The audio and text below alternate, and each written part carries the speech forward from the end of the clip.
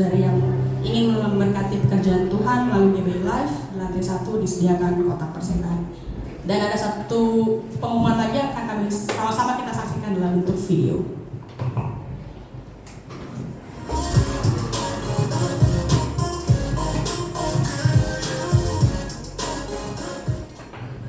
Kalau Jumat 9 Juni 2023 akan diadakan komsel yang bertempat di kediaman saudara Frans dan Devi. Komsel dimulai pada pukul 18.30. Kemudian hari Sabtu 10 Juni 2023 diadakan ibadah minggu yang dipimpin oleh Kak Samuel Baresta. Kami mengajak para pemuda di tempat ini untuk sama-sama hadir pada pukul 16. Ibadah Raya Minggu 11 Juni 2023 akan dilayani oleh Bapak PDP Firman Steven. Demikianlah informasi kegiatan gereja selama sepekan. Dan sesaat lagi kita akan mendengarkan firman Tuhan. Tuhan Yesus memberkati. Tuhan Yesus memberkati. Saya ada cerita sedikit. Jadi kemarin itu kan kami full band, saya dan Rama sama Yos kan latihan musik. Di situ saya merasa kayak nggak begitu semangat gitu untuk latihan pada kemarin itu. Nggak tahu kenapa, terus semalam itu nggak bisa tidur karena kepikiran hari ini saya takut tidak bisa memberikan yang terbaik. Kalau tadi pagi sebelum siap-siap gereja saya berdoa. Saya curhat sama Tuhan sebentar, saya bilang bahwa saya kok nggak semangat ya hari ini mau ke gereja gitu. Di lain sisi saya punya pilihan untuk menghubungi Rama, saya mau cancel hari ini, tapi kan udah nggak bisa karena udah hari hanya gitu. Lalu saya bilang sama Tuhan, Tuhan, saya ingin melayani Engkau dari kelimpahan. Saya nggak tahu kenapa ini saya merasa malas hari ini. Tapi saya mau lawan rasa malas itu. Karena sebenarnya suatu kehormatan bagi saya bisa melayani Raja segala Raja, Tuhan kita Yesus Kristus. Udah saya doa, saya siap-siap gereja, saya sampai gereja jam 9 lewat. Nah pas sampai saya gereja, saya merasa semangat lagi gitu. Nggak tahu kenapa tiba-tiba kayak ada semangat baru dalam diri saya. Saya percaya itu karena Tuhan yang berkenan atas saya. Meskipun kalau dilihat secara mata kepala manusia, mungkin pelayanan saya masih ada yang kurang-kurang, tapi saya percaya kalau Tuhan berkenan atas saya, bukan diri saya lagi yang tampil, tapi ada roh dalam diri saya menggerakkan supaya saya memberikan yang terbaik bagi Tuhan. Dan saya mau mengimbau bagi saudara-saudari, Bapak Ibu yang mau mengambil bagian pelayanan di GBI Live, apapun bagiannya, mari bergabung bersama kami dan bisa menghubungi Pak Erwin atau Pak Kris untuk mendaftarkan. Sebenarnya saya juga nggak ngerti kenapa Tuhan itu menggerakkan Rama untuk minta saya jadi WL pada saat itu. Tapi ya itulah, saya percaya saya dipilih Tuhan, begitu juga dengan saudara-saudara. Kita semua dipilih Tuhan dan kabar baiknya kita juga memilih Yesus. Mari kita siapkan hati kita untuk mendengarkan kabar baik tentang firman Tuhan. Dan sebelum kita mau mengangkat pujian ini,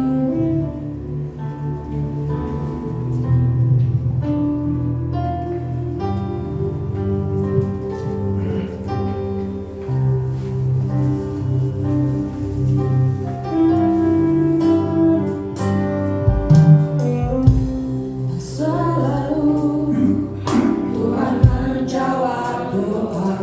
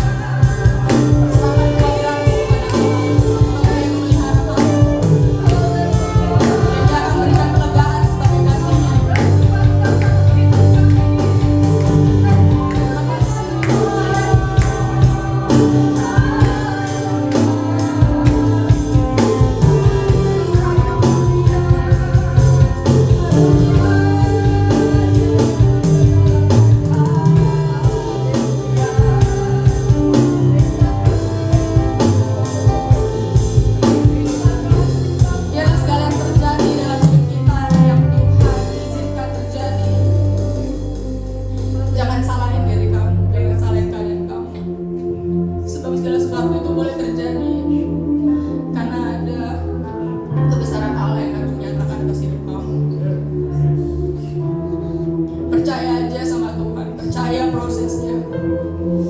Toh kita ini adalah biji matanya, sangat berharga kita di hadapan Tuhan. Gak mungkin dia kecewakan kita, gak mungkin dia rancangkan yang buruk-buruk. Yang ada padanya ada rancangan damai sejahtera. Dia bakal mendengar doa-doa yang belum sempat diucapkan, dan dia menjawab lebih dari yang kita bayangkan, karena dia tahu yang terbaik. Dia yang punya hidup kita. Amin. Dia pegang masa depan kita.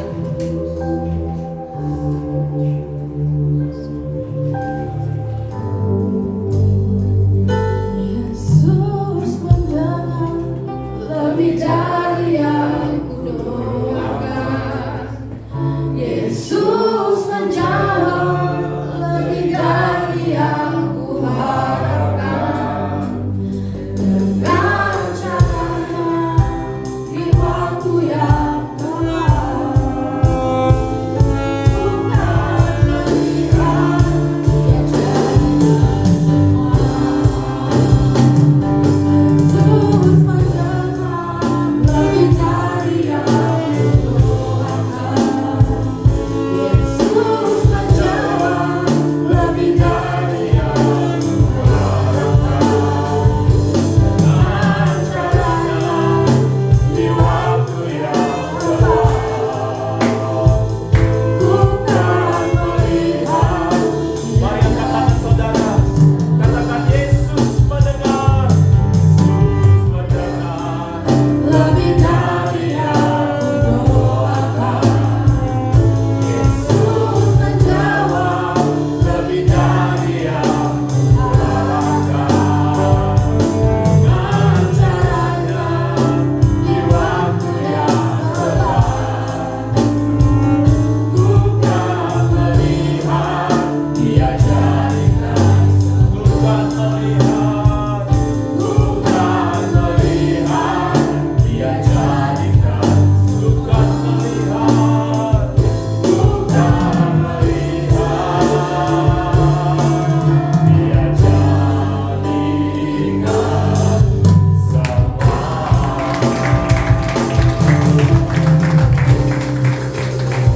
Haleluya, haleluya, haleluya, haleluya. Kami bersyukur Tuhan Yesus, Engkau menjawab setiap doa kami. Kami bersyukur Engkau adalah Allah sumber segala pengharapan kami. Kami buka hati dan pikiran kami Bapa pagi hari ini untuk firman-Mu, untuk kembali mendengar pewahyuan yang baru yang Tuhan siapkan buat kami, mendengar isi hati Tuhan buat setiap kami anak-anak-Mu. Kau urapi setiap kami Bapa, di dalam nama Yesus kita yang siap dengar firman Tuhan sama-sama katakan amin. Silakan duduk saudara. Sebelum kita mendengar firman, kita akan berdoa buat anak-anak kita saudara. Silakan anak-anak sekolah minggu. Haleluya. Boleh sambil kita nyanyi yuk. Urapilah kami dengan minyak baru, penuhilah kami dengan hadirat. Boleh angkat tangan ke anak-anak kita. Kami rindu Tuhan, melihat kuasa-Mu dicurahkan di tempat. Dalam nama Yesus kami urapi anak-anak sekolah minggu Bapa, dalam nama Bapa, Putra dan Roh Kudus, dalam nama Yesus. Mereka anak kerajaan surga yang diciptakan segambar serupa dengan Allah. Hidup mereka sehat, hidup mereka berhasil, hidup mereka diurapi dan diberkati Tuhan. Dalam nama Yesus yang percaya katakan amin. Selamat sekolah minggu. Haleluya, haleluya, haleluya. Ibadah sekolah minggu itu sama pentingnya dengan ibadah umum saudara. Amin. Ada satu kesaksian dari seorang hamba Tuhan yang dipakai Tuhan di tahun 60-an saudara sampai tahun 2000 ya. Dia meninggal 2018 kalau nggak salah. Namanya Pendeta Morris Serlo. Ya, Pendeta Morris Serulo ini menjadi penginjil di berbagai negara, saudara. Ada begitu banyak jutaan orang yang sudah bertobat melalui pelayanannya, ya. Dia adalah seorang yatim piatu, orang Yahudi yang menjadi yatim piatu lalu mengungsi dari Israel ke Amerika, saudara. Dan dia dititipkan di sebuah panti asuhan. Lalu ada seorang suster atau perawat yang sudah percaya Yesus. Lalu Tuhan bicara sama dia untuk dia melayani di sebuah panti asuhan karena Tuhan punya rencana buat dia. Jadi dia melayani di sebuah panti asuhan, saudara. Dia melayani bukan hanya anak-anak kecil, tapi dia juga melayani orang-orang jompo, orang-orang tua, saudara, di sebuah kota kecil. Setahun, 2 tahun, rasanya nggak ada apa-apa yang terjadi, saudara. Lalu dia doa sama Tuhan dan bertanya, Tuhan, katanya Tuhan mau pakai saya. Katanya ada rencana yang khusus buat saya. Mana? Di tengah dia berdoa, Roh Kudus bicara kepada dia, kamu lihat keluar jendela. Lalu waktu dia lihat keluar jendela, ada seorang anak kecil umur 11 tahun lagi berlari-larian di halaman panti asuhan. Anak kecil itu adalah Morris Serulo, saudara. Lalu dia samperin anak kecil ini, saudara, diajak ngobrol, lalu dia kesaksian tentang Tuhan Yesus. Lalu Morris Serulo menjadi penasaran. Ada begitu banyak pertanyaan di dalam dirinya, saudara. Sehingga singkat cerita, tiap malam, saudara, tiap malam Morris Serulo ini ke kamar sang suster untuk belajar firman Tuhan. Dan kebetulan itu adalah panti asuhan orang Yahudi, saudara. Jadi nggak boleh ada Alkitab, nggak boleh ada kitab suci, karena kalau ketahuan maka akibatnya akan dikeluarkan dari panti asuhan. Jadi mereka diam-diam tiap malam antara si perawat ini sama si Morris Serulo, mereka berbicara, berdiskusi tentang Injil, saudara. Singkat cerita, Morris Serulo akhirnya terima Tuhan Yesus. Ya, akhirnya diam-diam dibaptis dan mengalami kepenuhan Roh Kudus. Di usia 15 tahun, Morris Serulo dipakai Tuhan menginjil, berkhotbah dari satu negara ke negara lain. Yang lumpuh berjalan, yang buta melihat, bahkan yang mati dibangkitkan, saudara.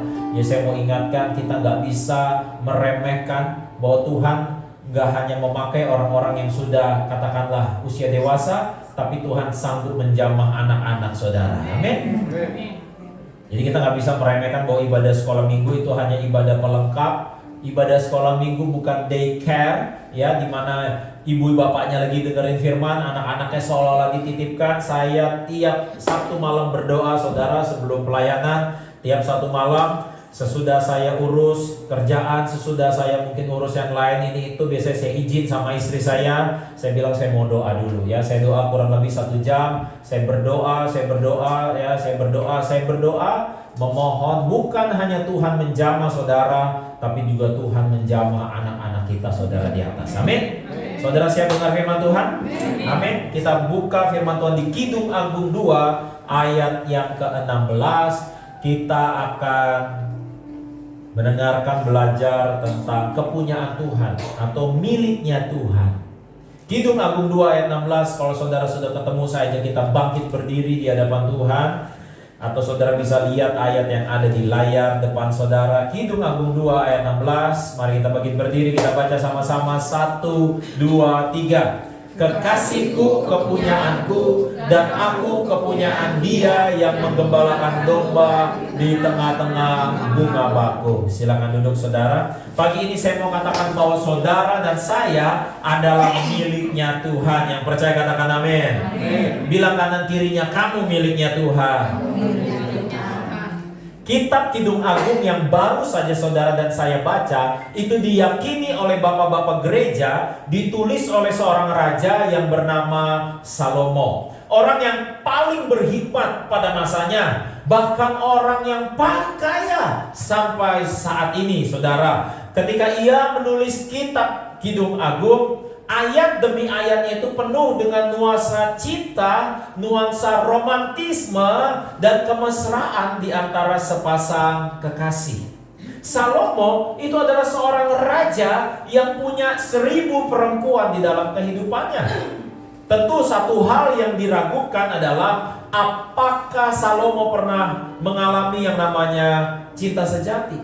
Karena tentu kepercayaan pada umumnya, kalau kita punya cinta yang sejati, pasti tidak lebih dari satu, saudara. Tapi Salomo justru memiliki 1000 perempuan yang terdiri dari 700 istri dan 300 gundik, saudara. Dalam kitab Kidung Agung ini digambarkan bahwa Salomo akhirnya menemukan cinta sejati dengan satu perempuan yang digambarkan perempuan ini kulitnya hitam, saudara. Disebut sebagai gadis sulam atau dalam bahasa lain gadis Sunem, perempuan Sunem, ya. Seperti pada umumnya sepasang kekasih yang sedang jatuh cinta itu punya satu sifat yang sangat kuat, saudara. Sifat apa? Sifat rasa memiliki, saudara, atau rasa mempunyai, saudara. Saya dan istri, saudara, itu saling kenal sejak tahun 2000-an, saudara. Ya, kurang lebih mungkin 2003-2004, saudara, ya. Dulu saya melayani di pusat dari gereja tersebut. Jadi saya sering keliling dari satu cabang ke cabang lain gereja tersebut. Sedangkan istri saya itu cuma menetap di satu cabang sebagai singer, sebagai penyanyi gereja, saudara. Pada zaman itu saya udah punya pacar, jadi pacar saya bukan istri saya, saudara. Jadi setiap kali saya ketemu Angel, ya kita saling menyapa aja seperti biasa, ya.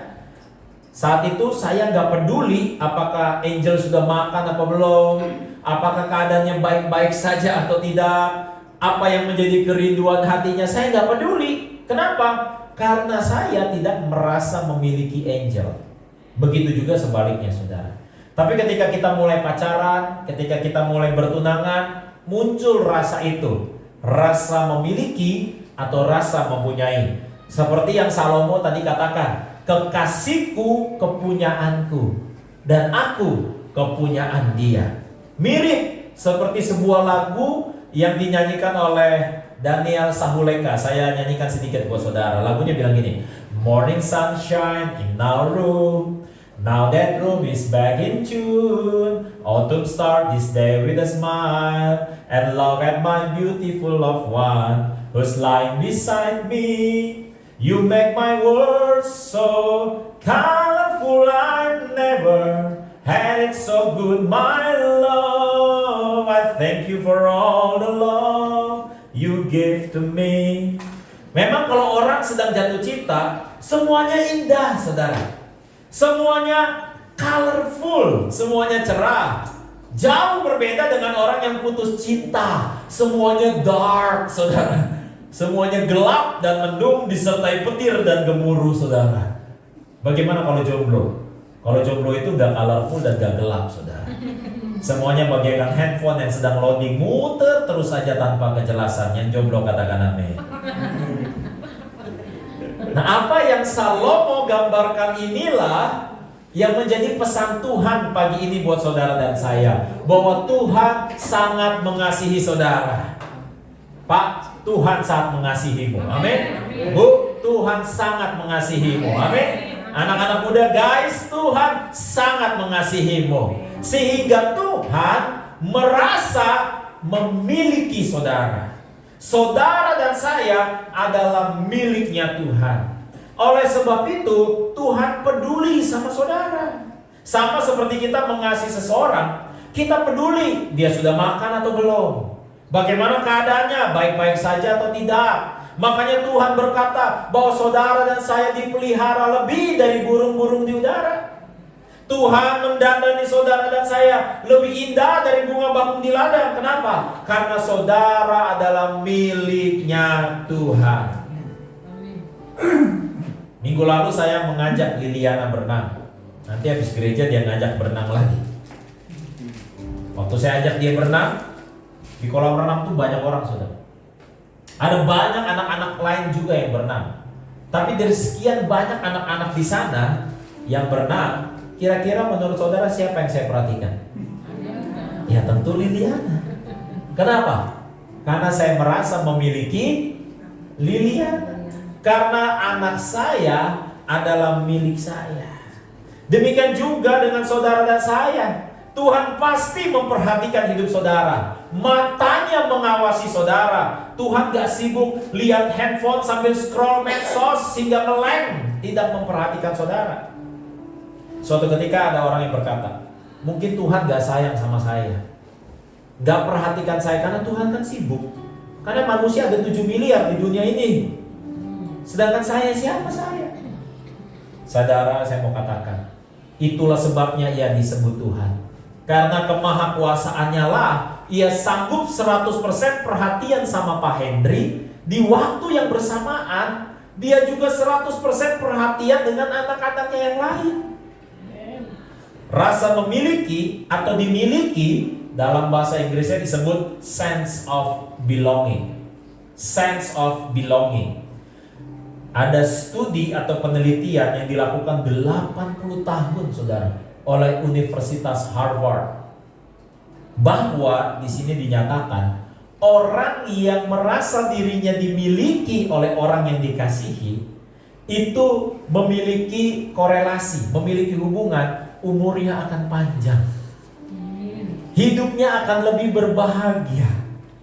Bahkan secara fisik, saudara, itu akan jauh lebih awet muda, jauh lebih sehat, jauh lebih segar. Karena apa? Karena dia merasa ada orang yang mengasihi dia. Dia merasa dimiliki. Dia punya rasa ada yang mencintai dia, saudara. Ini studi 80 tahun, saudara. Orang-orang yang merasa dimiliki secara hubungan, apakah dengan pasangannya, dengan orang tuanya, saudara kandungnya, memiliki kebahagiaan yang bisa berdampak pada kesehatan, umur panjang, dan lain sebagainya. Sebab itu pagi ini saya mau katakan sekali lagi sama saudara, saudara adalah miliknya Tuhan. Apapun kondisi saudara, karakter saudara, kekurangan saudara, saudara adalah miliknya Tuhan. 1 Petrus 1 ayat 18 sampai 19 berkata, sebab kamu tahu bahwa kamu telah ditebus dari cara hidupmu yang sia-sia, yang kamu warisi dari nenek moyangmu itu, bukan dengan barang yang fana, bukan dengan pula perak atau emas, melainkan dengan apa?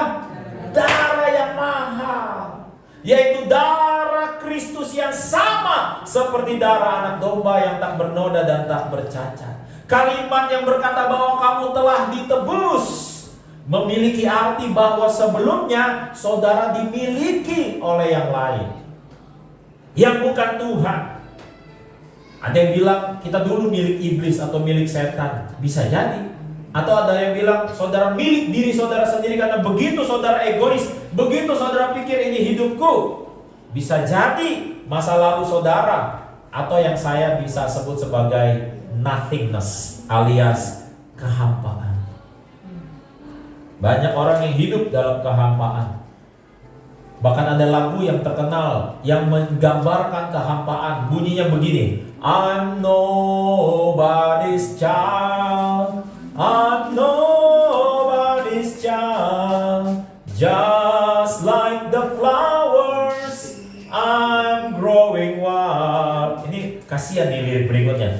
No mommy's kisses and no daddy's smile. Jadi tanpa ciuman mama, tanpa senyuman papa. Nobody wants me, I'm nobody's child. Saya bukan anak siapa-siapa. Seperti bunga, seperti rumput liar yang tumbuh begitu saja. Gak ada yang menginginkan saya. Saya bukan siapa-siapa. Orang yang terlibat kecanduan narkoba atau kecanduan lainnya, bahkan pengaruh dalam karir, dalam bisnis, itu kalau diselidiki biasanya punya masalah dalam sense of belonging. Makanya biasanya bos-bos di perusahaan suka bilang apa sama anak-anak buah, kalian tuh harus punya dong rasa memiliki terhadap perusahaan. Gitu. Supaya apa? Supaya kerjanya all out, supaya memberikan hasil yang maksimal. Gitu. Sama, karyawan-karyawan pindah dari pekerjaan bukan karena hanya gaji, tapi nggak merasa dimiliki oleh perusahaan ini. Sama dalam keluarga juga begitu, saudara. Merasa nggak ada yang sayang, nggak ada yang peduli, nggak ada yang appreciate, nggak ada yang memuji, nggak ada yang like and subscribe. Tapi pagi hari ini sebagai utusan Tuhan, Tuhan mau bicara, you are belong to God. Saudara adalah miliknya Tuhan. Saudara ditebus loh, bukan dengan emas, bukan dengan perak, tapi dengan nilai ilahi saudara, yaitu darah Yesus sendiri, nyawa Yesus sendiri, sehingga saudara bisa diperhatikan Tuhan, saudara disayang Tuhan, saudara dipedulikan Tuhan, saudara disukai Tuhan. Yang percaya katakan amin. Tapi ada pertanyaan, kalau saya miliknya Tuhan, mengapa hidup saya banyak luka, Pak? Kalau saya miliknya Tuhan, kok saya terus-menerus ada dalam masalah? Kalau saya miliknya Tuhan, mengapa orang tua saya hidupnya gak seindah yang saya harapkan? Mengapa saya lahir dari keluarga yang broken? Kalau saya miliknya Tuhan, kenapa? Kita jadi bingung ketika yang kita hadapi, yang kita lihat, yang kita dengar, yang kita alami, kok terasa berat. Dan firman Tuhan terkesan cuma teori yang indah dan enak didengar saja. Dulu juga saya banyak bertanya begitu, saudara. Tahun demi tahun saya lewati, saya mengalami suka dan duka. Waktu saya makin teguh, sadar bahwa saya miliknya Tuhan, baru saya paham. Bagaimana saudara mengenal saya? Ada orang yang bilang saya ini orangnya rajin. Oh, Pak Jun ini orangnya kerja keras. Oh, Pak Jun ini orangnya tangguh. Oh, Pak Jun ini orangnya murah hati dan sebagainya. Kira-kira apa yang saudara expect dari anak-anak saya? Kurang lebih saudara akan berharap anak-anak saya mirip dengan saya. Sehingga ketika saudara melihat anak-anak saya rajin, anak saya kerja keras, anak saya tangguh, saudara akan berkata, oh wajar, soalnya dia anaknya Junianto. Kira-kira bagaimana saudara mengenal sosok Tuhan? Kalau Tuhan adalah Tuhan yang tangguh, kira-kira bagaimana supaya anak-anaknya juga dikenal tangguh? Saudara gak mungkin pergi ke gym satu kali dan berharap langsung punya otot seperti binaragawan. Saudara gak mungkin pergi ke gym dan melihat barbel yang terbuat dari kapas. Makanya orang kalau ke gym itu angkat beban. Dan saudara olahraga apapun biasanya pada saat kita melakukan muka kita jelek banget, saudara. Oh, gitu. Tapi sesudah kita selesai latihan biasanya ada senyum yang terpancar karena merasa happy, saudara. Demikian juga ketika saudara mengalami masalah. Masalah bukan untuk menghancurkan saudara, amin. Karena saudara adalah miliknya Tuhan. Maka Ia mengizinkan masalah ada dalam hidup saudara yang pastinya saudara gak suka, tapi Ia sanggup membuat saudara keluar dari masalah, sehingga saudara berkembang, saudara jadi lebih kuat, saudara jadi lebih tangguh. Mazmur 119 ayat 71 berkata, bahwa aku tertindas itu apa? Katakan bersama-sama, baik. Bilang kanan kirinya, kamu tertindas itu baik. Bilang lagi yang baru ngomong, saya doain biar banyak kamu tertindasnya, biar banyak kebaikannya, ya kan? Biar banyak baiknya, saudara. Pemazmur Daud berkata bahwa aku tertindas itu. Wow, kok bisa? Kok bisa kita berdoa supaya hidup kita nyaman, hidup kita aman, itu yang kita bilang baik. Tapi Daud berkata, aku tertindas itu baik, supaya aku apa? Belajar ketetapan. Biasanya ini kan long weekend ya. Ini kan long weekend nih, dari kemarin liburan. Libur nih dari Kamis, Jumat, Sabtu, Minggu nih cuti bersama, saudara.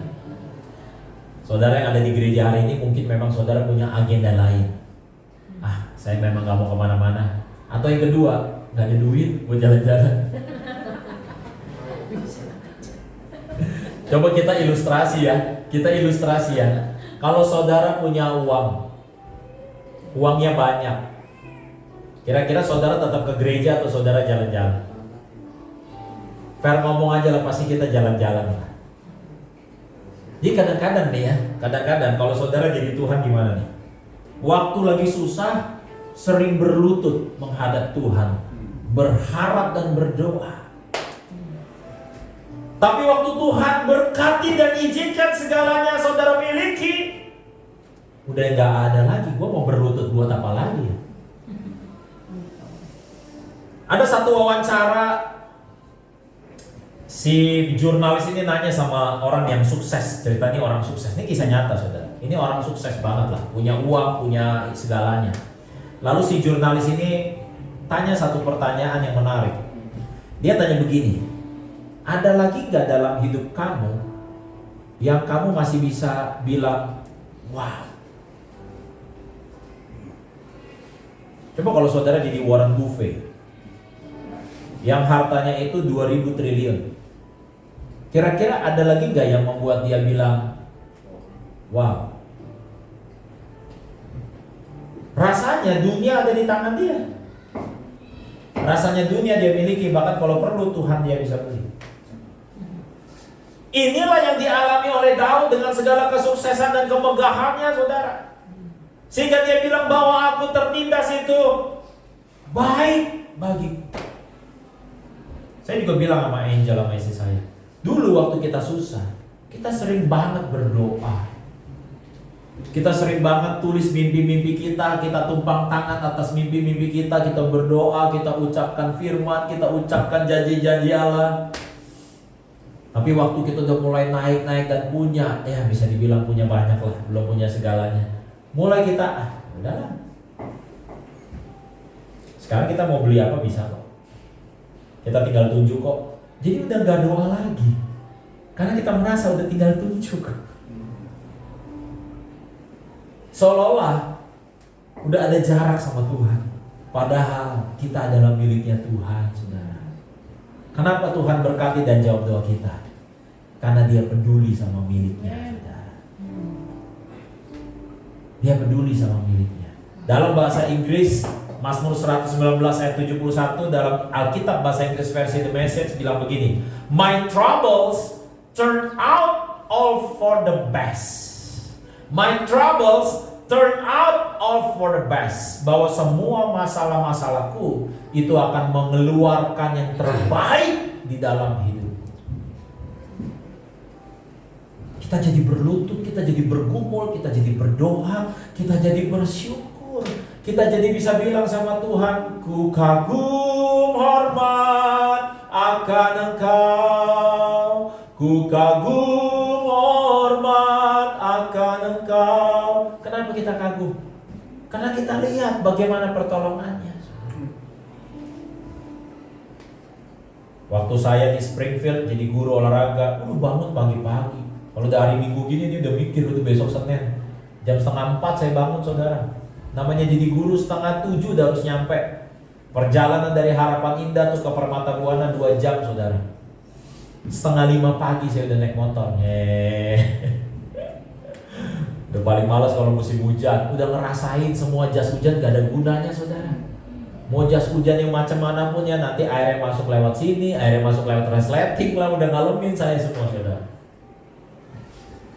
Dulu waktu itu, aduh kayaknya kenapa hidup begini banget. Kenapa nyari duit begini banget. Hanya untuk dapetin gaji UMR saat itu 2,6 juta tahun 2006 saudara. Masuk lagi di sebuah pekerjaan yang berikutnya saudara. Waduh punya bos yang luar biasa saudara. Memotivasi karyawannya untuk datang jam 6 pagi pulang jam 11 malam saudara. Saya kerja tiap hari jam 6 pagi sampai jam 11 malam saudara. Rasanya kenapa begini banget nyari uang. Rasanya di mana Tuhan? Kok gua sampai harus kayak begini banget? Sama seperti gitar ini saudara. Ini gitar rata-rata terbuat dari kayu. Sebelum dia jadi gitar dia apa tuh? Pohon dulu. Itu pohon mesti diapain? Tebang. Kalau dia bisa ngomong pasti tebang, dia teriak gak? Sakit. Habis itu apa? Digaji. Habis itu diamplas saudara. Waduh. Bukan berarti saudara miliknya Tuhan, lalu Tuhan biarkan tetap ada di situ tuh kepahitannya, rasa malesnya, ya, materialismenya, ya semua hal-hal yang gak berkenan di hadapan Tuhan. Tuhan akan berproses terhadap diri saudara karena Tuhan sayang sama saudara. Tiap kali saya marahin anak, istri saya marahin anak, kita suka bilang apa? Papa marah karena papa saya. Saudara nggak mungkin marahin anak tetangga, betul? Iya. Anak tetangga mau kayak gimana, kayak main di got kayak, main di banjir kayak, ya kan? Yang perlu yang ada kita gini, oh ya terus biar sakit loh gitu kan. Tapi kita marah kalau anak kita lakukan itu karena dia milik kita. Demikian pula berbagai pergumulan, masalah, tantangan yang kita lalui semua gak terlepas dari pengawasan Tuhan. Semua tidak terlepas dari rencana Tuhan. Tidak ada yang kebetulan. Amin saudara. Memang pas mengalaminya gak enak, gak nyaman.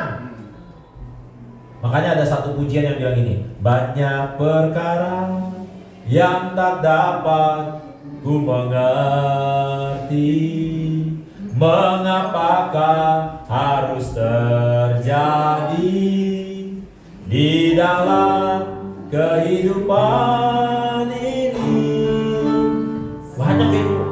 Banyak banget gak ngerti kenapa ini begini. Kenapa gue punya orang tua kayak begini? Kenapa saya harus lihat di mata saya, kok papa mama saya begini kelakuannya? Gak habis pikir kenapa di usia 20 tahun saya yatim piatu. Kenapa saya harus direndahin? Kenapa saya harus dipandang sebelah mata? Kenapa saya harus kerja keras, bahkan sangat keras? Kalau dipikir-pikir saudara, kita bisa lumah. Sering saya berpikir juga, I am nobody. Saya bukan siapa-siapa. Tapi waktu saya sadar saya adalah miliknya Tuhan, kita bilang, satu perkara yang kusimpan dalam hati, tiada satu pun yang terjadi tanpa Allah peduli. Akhirnya saya sadar saya miliknya Tuhan, karena Tuhan yang saya sembah sanggup mengubah masalah menjadi berkah.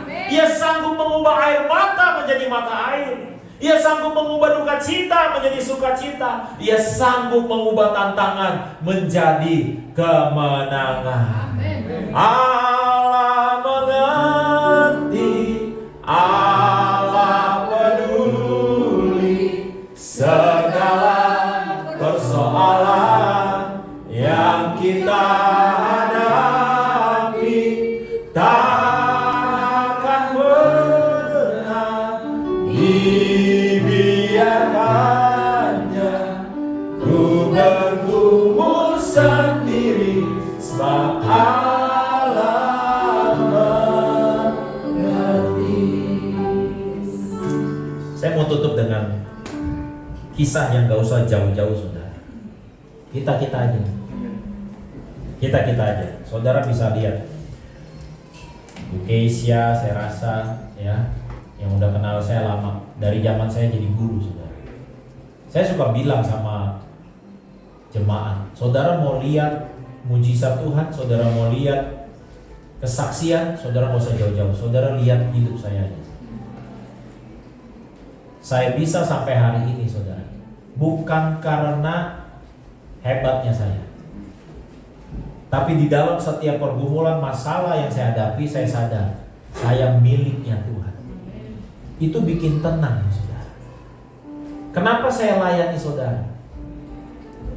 Kenapa saya nggak pusing saudara mau pindah gereja mana kek, saudara mau ke gereja kek, nggak ke gereja kek? Saya berusaha melayani yang terbaik. Kenapa? Karena saya sadar saudara adalah miliknya Tuhan.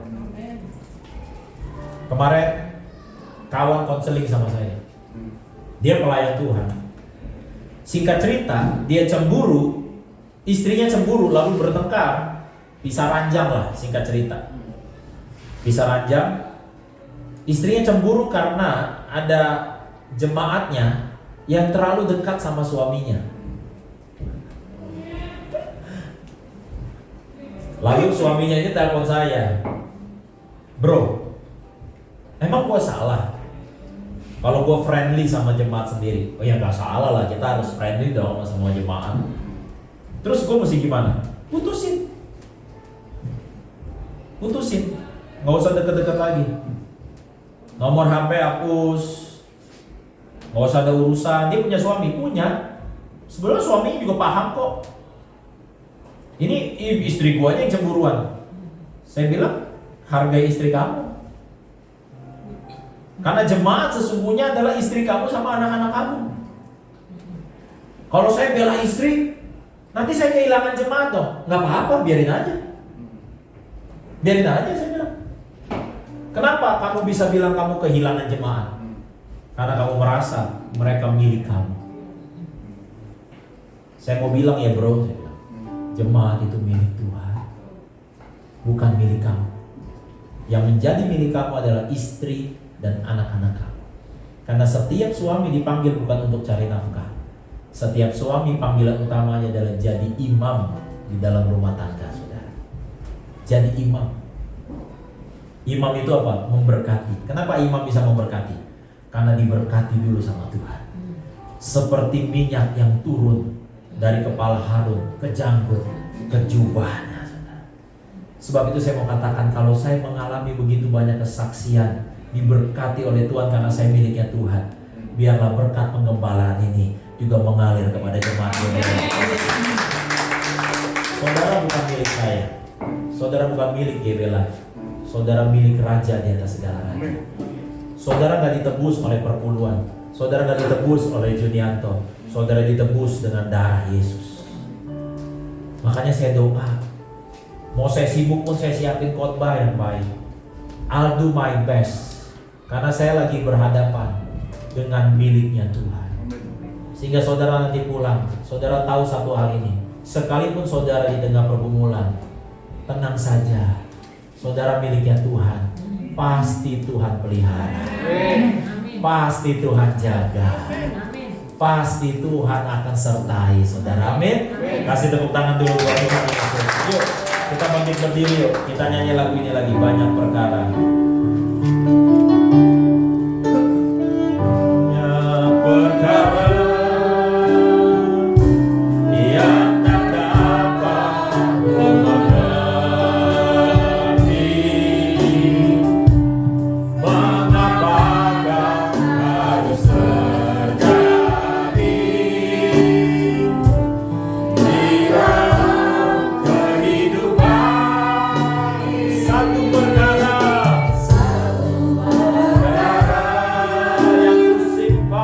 yang kusimpan dalam hati. Haleluya. Tiada satu pun tak terjadi tanpa Allah. Allah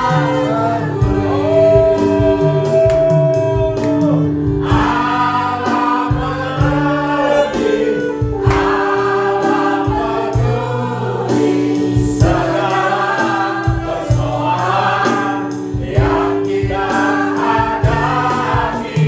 Tak akan pernah dibiarkannya ku bertumbuh sendiri. Sebab Allah mengerti, Allah peduli.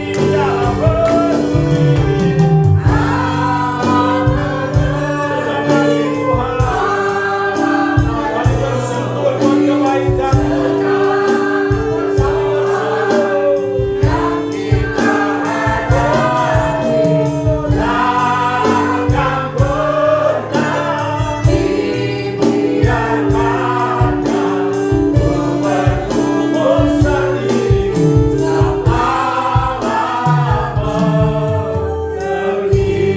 Kami bersyukur Tuhan, sebab Engkau peduli terhadap setiap kami, karena kami adalah miliknya Tuhan. Kami bersyukur Bapa buat pewahyuan yang baru di minggu pagi ini Bapa. Dan sebagai ungkapan syukur kami mau terima perjamuan kudus dan mengangkat roti di tangan kanan kami berkata dalam nama Yesus, inilah roti yang turun dari sorga, inilah tubuh Kristus, Tuhan Yesus sendiri yang telah pikul semua dosaku pada tubuhnya di atas kayu salib, supaya aku yang mati bagi dosa hidup oleh pembenaran, oleh bilur-bilurnya aku menjadi sembuh dalam nama Yesus. Inilah tubuh Kristus, makanlah. Makasih Tuhan Yesus, kami terima kesembuhan buat tubuh kami. Jantung kami sehat, ginjal kami sehat, paru-paru kami sehat, dari ujung rambut sampai ujung kaki kami sehat, kami dipulihkan Tuhan dalam nama Yesus.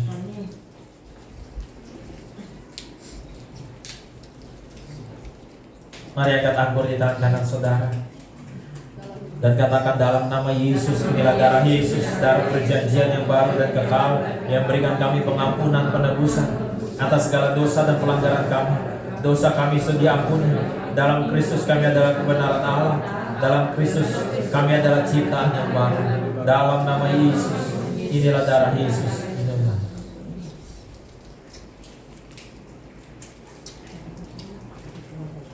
Terima kasih banyak Tuhan Yesus. Mari angkat kedua tangan saudara. Katakan bersama saya, Tuhan, aku adalah milik-Mu. Hidupku bukan punya aku lagi. Hidupku adalah milik-Mu. Bisnisku adalah milik-Mu. Karirku adalah milik-Mu.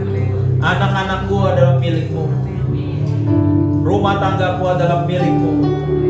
Seluruh keberadaanku adalah milik-Mu.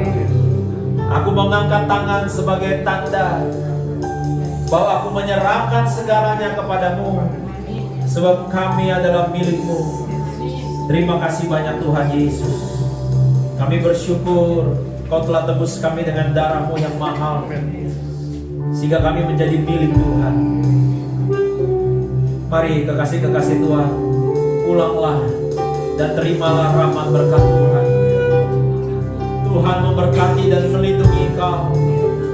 Tuhan menyinari kau dengan wajah-Nya dan memberikan kepadamu kasih karunia-Nya. Tuhan menghadapkan wajah-Nya kepadamu dan mengucapkan